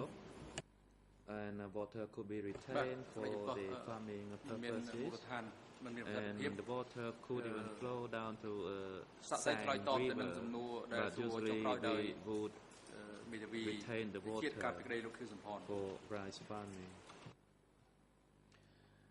But in fact, it was not fully operational as the Tribunal water reservoir. Thank you. Question, can you tell us the landscape of the agricultural land for rice production? As you stated, you are well familiar with all the geographical and agricultural locations in the sector. Comparing to the source of water that you could retain, was the water sufficient for the irrigation in the entire sector? ដូចនៅប្រាសាទប្រការកំពង់ស្វាយខាងមានបដាមួយគឺមានវាលលៀបនៅពីក្រោមអានេះគឺខ្ញុំដែលជាហ្នឹងគេហៅការឋានទៅធ្វើស្រែប្រាំងតាំងពីឆ្នាំ1972 73ណាពេលដែលកប៉ាល់ហោះកំពុងទម្លាក់ដូច្នេះគឺស្ទូងនៅពេលយប់នឹងមិនបាច់បាត់ទេគឺបង្ហូរទឹកមកគឺធ្វើស្រែប្រាំង preparation នោះទី1ទី2ទៀត and at B31 there was another creek នៅប31នេះគឺ and the ដែលសហការគ្នានឹង106នេះគឺធ្វើការស្ថានភាពប31នេះគឺមានវាលធំជាងគេបង្អស់ and the creek ដូចនេះបានតំណប់មួយនៅតំណប់ខ្នងសង្វាយនេះហើយតំណប់ថ្មីនោះខាងវាដឹកនាំគេនោះគឺបានធ្វើតំណប់មួយ and there were quite a lot of people working in that area. There were about បញ្ហាទី3នេះគឺបញ្ហាប30នៅចន្លោះមុំ3ហើយនឹងជើងផ្សារនេះនៅសង្វាយមានការពិវត្តហើយគឺ engage in rice production and farming in the area. មានស្មៅទៅដល់ហើយ during democratic គឺភូមិសាស្ត្រមានប៉ុណ្ណឹងតំណប់នេះគឺតំណប់តូចតូចស្ទឹងដែលធំនេះគឺស្ទឹងសែននេះគឺហូរទន្លាក់ពីភ្នំមកដូច្នេះគឺមិនអាចបាត់តំណប់ឲ្យជិបទេដូច្នេះមានតែរោស្វែងរកតំណប់តូចតូចបាត់ក្បាលវាលឬក្បាលស្រែ has been cleared for thousands of hectares. ដូច្នេះវាអំណោយផលដែរតាមដែលខ្ញុំពិនិត្យទៅគឺឃើញថា and they also ជាលក្ខណៈជាជួនភូមិនៅតូចៗដែរមិនមែនប្រមូលផ្ដុំអីទេគឺធ្វើតំណប់តូចៗនៅតាមក្បាលស្រែបានតាមសហព័ន្ធ due to ហើយតំណប់ដែលធំដែលខ្ញុំបញ្ជាក់តំណប់អូតូឡូក allow you to only focus on the period in which the period which is the core of the case. ហើយហូរធ្លាក់ទៅស្ទឹងសែនដូចនេះបាត់កន្លែងនោះចែកកន្លែងនោះជាជួនច្រើននៅឃុំប៉ាំងហើយនៅឃុំរវាលនេះប៉ុន្តែវាមិនទាន់បានសម្រាប់ជាស្ថាពរដោយអាងទៅទាំងថ្មអីដែរ the agricultural land បាទសូមអរគុណលោកអាចបញ្ជាក់អំពីផ្ទៃដីដែលធ្វើកសិកម្មនៅពេលសម័យនោះបានទេសម័យកម្ពុជាប្រជាធិបតេយ្យហ្នឹងអ្វីមិញលោកបានឆ្លើយថាលោកដឹងពីទីតាំងភូមិសាស្ត្រនៃដីកសិកម្មទាំងអស់នៅក្នុងតំបន់103ចឹងលោកអាចបញ្ជាក់ពីទំហំដីហើយនឹងអាចធ្វើការប្រៀបធៀបជាមួយនឹងប្រភពទឹកដែលទទួលបានមកតើវាគ្រប់គ្រាន់យ៉ាងដូចម្តេចដែរ And so far we haven't received any relevancy of the questions or the policies or the implementation of the policies of Democratic Cambodia. For that reason, it is out of the scope of the facts being put before this chamber. For that reason, I'd like the bench to reject these kinds of questions and direct the council for a better and useful and relevant question. ទឹកបុរាណមិនប្រាសាទគឺយកមកប្រើប្រាស់នៅវាលលៀបខាងក្រោមបានគុំផ្សេង As I said, I would present the ប31នេះហៅថាលំជើងស្ពាននេះក៏មានអូមួយ at my disposal to present the relevancy of my question. ពេលខែប្រាំងហូរតិចតិចទៅខែភាសាទៅជួនជួទៅមានវាទាំងសងខាងអូនោះដូចទៅគឺបាត់ម្ដងដែរសម័យមុននោះក្រោយមកក៏មានការជំនះចាញ់ទៅនៅឥឡូវនេះគឺ គេទំនោរច្រើនណាស់ជាជននឹងទំនោរច្រើនណាស់អាចជា2000 ហិកតាចម្រោកសត្វលេនព្រំទេពឥឡូវហ្នឹងគឺនាយករដ្ឋមន្ត្រីបានទៅកាត់បានធ្វើអនុក្រឹត្យឲ្យទៅប្រជាជន3ភូមិនៅក្នុង3ស្រុកហើយនៅក្នុង3ខេត្តគឺបង្កបង្កើនផលកាលពីសម័យកម្ពុជាប្រជាធិបតេយ្យដីនេះវានៅព្រៃច្រើនដែរដោយប30វាមិនមានមធ្យោបាយអីដើម្បីនឹងរៀនវាបានអស់តែឥឡូវនេះគឺគេបានរៀនវាធំមួយដែរដោយប30ហ្នឹងគឺប្រហែលជា10,000 ហិកតាដែរវាដែលធំវាដែលរៀបចំថ្មីហើយឡើងទៅមុខ3ដូច្នេះគេមានត្រាក់ទ័រមានគ្រឿងចាក់អីហ្នឹងច្រើនវាមានវាធំមួយបាទសូមកាត់លោកបន្តិចដោយសារពេលវេលាអញ្ចឹងខ្ញុំសូមឲ្យលោកបញ្ជាក់ពីសម័យកម្ពុជាប្រជាធិបតេយ្យឲ្យបានច្រើនព្រោះវាពាក់ព័ន្ធទៅនៅក្នុងសំណុំរឿងយើងនេះអំបញ្ញមិញលោកបានបញ្ជាក់អំពីផ្ទៃដីថា2000 ហិកតាលោកសំដៅទៅលើដីកសិកម្មក្នុងតំបន់103ទាំងមូលឬមួយក៏នៅក្នុងតំបន់ណាមួយទេ Number 53 Mr. Witness do you still have it សាកប្រិយមកតឆ្លើយតបសូមអញ្ជើញលោកមេធាវីបាទសូមអរគុណលោកប្រធានបាញ់មិញខ្ញុំបានលើកបន្ទាស់រួចហើយលើកនេះខ្ញុំសង្ឃឹមថាមេធាវីការពារក្តីនឹងបញ្ជាក់ថាមានភាពពាក់ព័ន្ធតែរហូតដល់ពេលនេះសំណួរ3 4ត្រូវបានលើកហើយបន្តបានឃើញបញ្ជាក់ថាមានការពាក់ព័ន្ធទៅនឹងសំណុំរឿង002នេះទេ002លើ01នេះទេហើយក៏មិនមានពាក់ព័ន្ធទៅនឹងបញ្ហាពីគោលនយោបាយហើយអាចមានការពាក់ព័ន្ធទៅនឹងការអនុវត្តផ្នែកគោលនយោបាយវិញដូច្នេះហាក់ដូចជាវាមិនពាក់ព័ន្ធទៅលើករណីដែលកំពុងតែត្រូវវិភាគសានេះទេដូច្នេះសូមបដិសេធចំពោះសំណួរបែបនេះហើយសូមឲ្យមានការលើកសំណួរដែលមានសារៈប្រយោជន៍ជាងនេះដើម្បីចំណេញពេលវេលាសូមអរគុណបាទលោកប្រធានសំណួរដែលខ្ញុំសួរនេះវាពាក់ព័ន្ធដោយខ្ញុំបានជម្រាបជូនពីដើមអញ្ចឹងហើយថាខ្ញុំនឹងបង្ហាញចំណុចសំខាន់នៅពេលណានោះនេះជានីតិរបស់ខ្ញុំកំពុងតែសួរមិនមែននីតិរបស់មេធាវីសហមេធាវីនាំមុខដើមបណ្ដឹងរដ្ឋប្រវេណីសួរទេអញ្ចឹងខ្ញុំសូមប្រើបច្ចេកទេសនេះដើម្បីសួរសាកសីបន្តទៀតហើយខ្ញុំនឹងបង្ហាញភាពពាក់ព័ន្ធចំណុចសំខាន់ដែលខ្ញុំចង់បាននេះក្នុងពេលបន្តិចទៀតនេះបាទ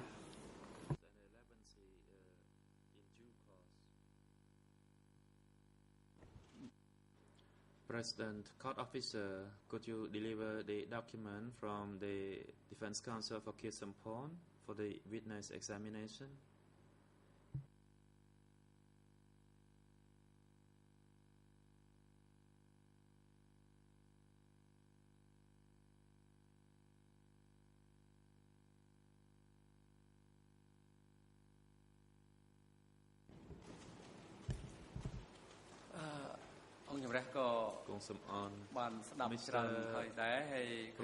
Could you please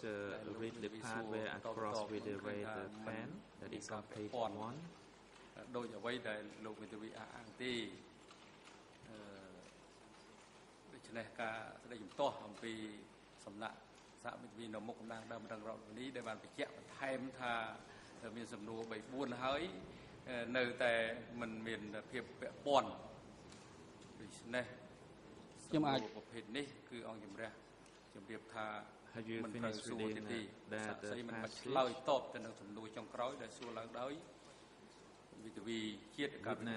I'm still reading.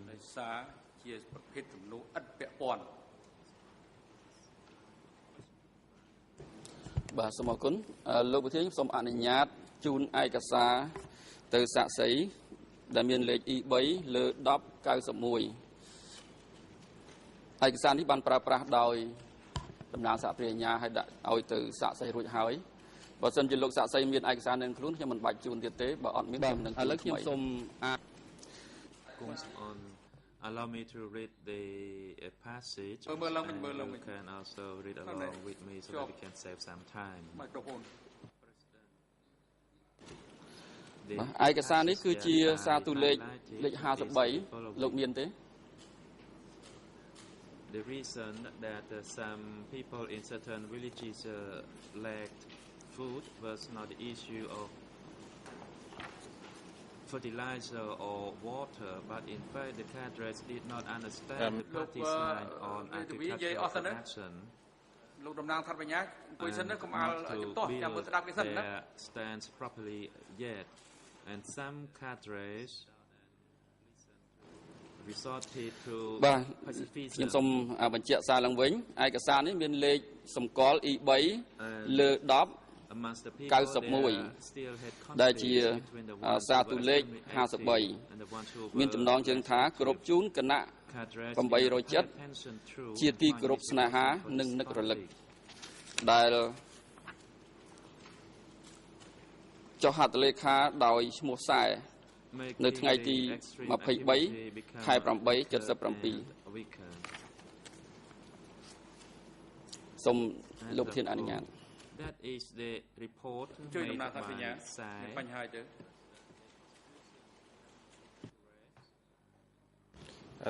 Simply and it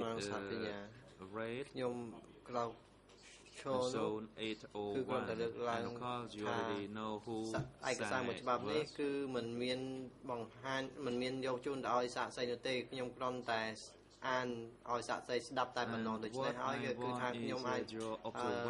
មានឯកសារនេះជាភាសាខ្មែរហើយអាចឲ្យទៅជូនឲ្យជំនុំជម្រះយកទៅឲ្យសាកសីបានដោយសារតែសាកសីហើយអត់មានឯកសារនេះទេសូមអរគុណ Sector 103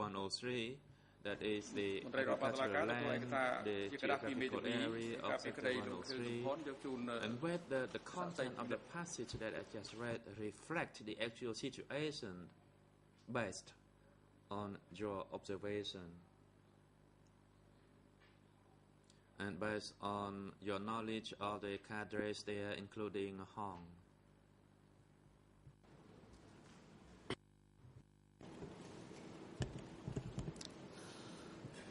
លោកព្រំស៊ូសូមលោកពិនិត្យកន្លែងដែលខ្ញុំគូសខ្វែងពេញពណ៌ក្រហមនៅទំព័រទី1 Thank you, Mr. President. I just have a remark to make. It's not really an objection, but the Council yesterday raised to object of putting documents to a witness before asking the witness whether he has seen this document before, but is now applying the same method today. So my remark is I do not object to this method, but I urge that everyone, every party has the right to use documents in the same way.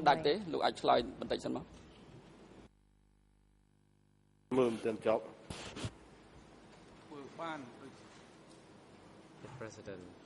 indeed, parties are allowed to put the document for cross-examination as long as the document is already informed to other party and that it's debated. Council goes on Mr. Witness, if you still remember my question, you may. បាទឥឡូវខ្ញុំសូមអានជូនចំណុចនេះដើម្បីឲ្យលោកអាចផ្ទៀងជាមួយខ្ញុំបានហើយងាយនឹងចំណេញពេលផងនៅក្នុងចំណុចដែលខ្ញុំបានខ្វែងនេះខ្ញុំសូមអានជូនដកស្រង់មូលហេតុដែលប្រជាជនស្រុកខ្លះខ្វះស្បៀងនោះមិនមែនមកពីខ្វះទឹកជីឬប្រជាជនមិនខិតខំធ្វើការទេមកពីកម្មាភិបាលមិនទាន់យល់មាគ៌ាបង្កបង្កើនផលរបស់បកឲ្យជ្រាលជ្រៅនៅសល់ជារួមហើយកសាងជំហរវណ្ណៈរបស់បកនៅស្រាលមានកម្មាភិបាលមួយចំនួនជំហរកណ្ដាលធ្លាក់ក្នុងសន្តិភាពនិយមសម្រោះសម្រួលនិយមចោះចាញ់និយមនៅវាយសម្រុកល្មមក្នុងប្រជាជនមានទំនាស់រវាងអ្នកប្រឆាំងខ្លាំងនិងអ្នកប្រយុទ្ធតិចបញ្ហានេះកម្មាភិបាលមើលមិនឃើញហើយក៏គ្មានវិធានការដោះស្រាយទំនាស់ទាំងនោះបណ្ដាលឲ្យការប្រយុទ្ធនោះ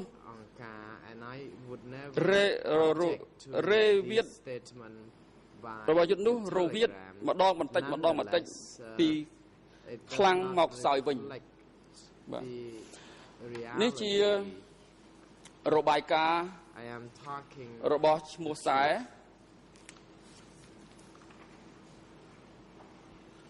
នៅក្នុងនេះដាក់សម្គាល់ថាភូមិភាគ801លោកបានស្គាល់ហើយឈ្មោះខ្សែគឺជាអ្នកណានោះចឹងខ្ញុំចង់ឲ្យលោក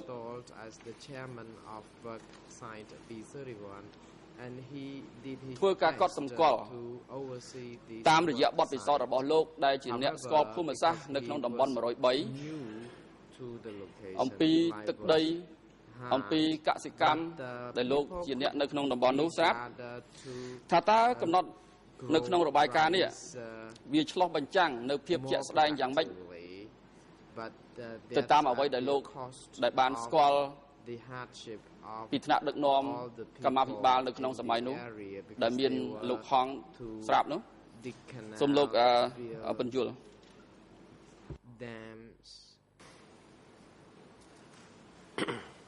We also noted that there was a surplus of rice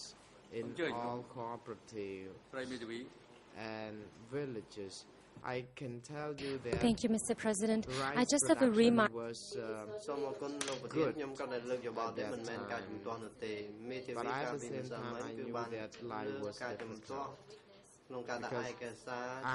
as a member of this sector, had to be in this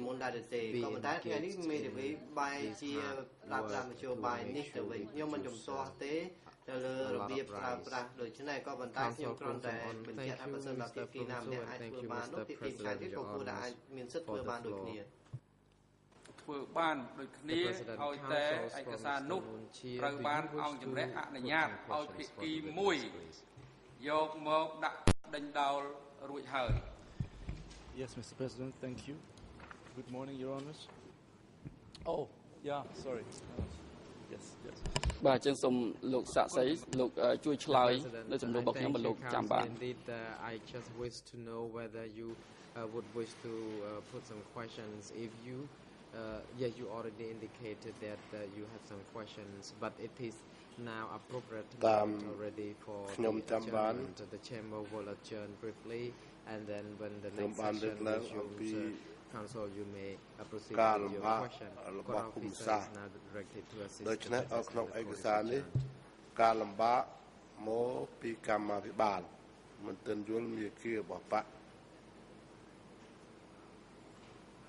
តាមដែលខ្ញុំនៅក្នុងតំបន់103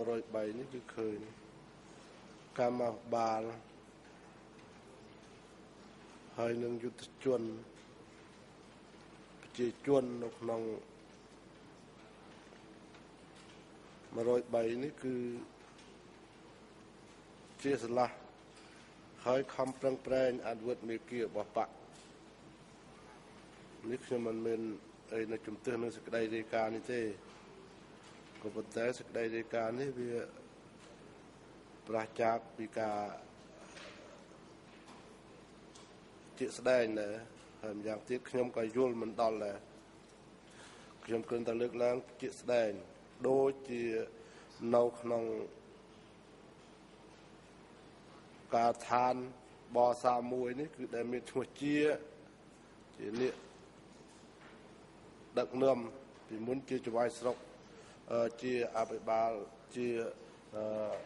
លេខាស្រុកកលែនក្រោយមកឲ្យទៅធ្វើប្រធានការឋានប31គឺខំប្រឹងប្រែងណាស់ក៏ប៉ុន្តែវាដោយនៅថ្មីពេកហើយបង្កើនផលបានផលច្រើនមែនទែនក្នុងមួយឆ្នាំនោះម្យ៉ាងប្រមូលកម្លាំងនោះផងម្យ៉ាងហែកស្រែព្រៃនោះផងម្យ៉ាងបាត់ទំនប់នោះផងដូច្នេះគឺឃើញទៅការលំបាកវាមានច្រើនតែគឺបងប្អូនបានប្រយុទ្ធឃើញបានលទ្ធផលច្រើនដែរក្រោយពីជំនះចាញ់ពីប31នោះទៅការចាប់កម្មាភិបាលមួយចំនួនច្រើនទៅឃើញស្រូវសល់ច្រើនគ្រប់តែភូមិគ្រប់តែសហគមន៍នោះ โดยฉะนั้นมันไม่ทำมันบานพอเลยนี่แต่ขยมยั่วแต่ขยมมือคืนเพื่อการทำเส้นก็โดยที่ได้แต่ขยมเพลือบเนาสายสวานเนาตุ่มเลือบเนาจะใส่นั่นคือคอมปรังเมนเทนจึงขยมจึงยุติมิตรต่างๆนั้นโดยเฉพาะขยมเพียบการเจตแสดงมือคืนเป็นหนึ่งបាទលោកធានខ្ញុំអស់សំណួរសូមអរគុណលោកព្រំស៊ូសូមអរគុណលោកធានហើយក្រុមវិវិការពីក្តីនោះជាមានសំណួរអ្វីទៅសួរដល់សហថៃរំនេះដែរទេ